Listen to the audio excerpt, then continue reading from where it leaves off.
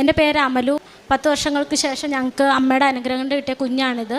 എൻ്റെ ഒരു ഫ്രണ്ട് പറഞ്ഞിട്ട് ഇതുവഴി ആലപ്പുഴയ്ക്ക് പോണ വഴിക്ക് ജസ്റ്റ് ഇവിടെ ഒന്ന് ഇറങ്ങി കയറിയതാണ്. ഞാൻ എൻ്റെ കാര്യങ്ങളൊക്കെ ഇങ്ങനെ നമ്മൾ വീട്ടിൽ നമ്മുടെ അമ്മയോട് പറയും പോലെ എന്നെ ഇവിടെ ഇരുന്ന് പറഞ്ഞു. ഒരു കുഞ്ഞിന് വേണ്ടി ഞാൻ എന്തുമാത്രം വിഷമിക്കുന്നുണ്ടെന്നുള്ളതെല്ലാം ഇവിടെ ഇരുന്ന് ഇങ്ങനെ പറഞ്ഞു. ഡിസംബറിൽ ഞാൻ അമ്മോട് പറഞ്ഞു, അമ്മേ ഇതൊരു ഹോളി മന്താണ്, അമ്മയ്ക്ക് കുഞ്ഞിനെ കിട്ടിയ മാസം.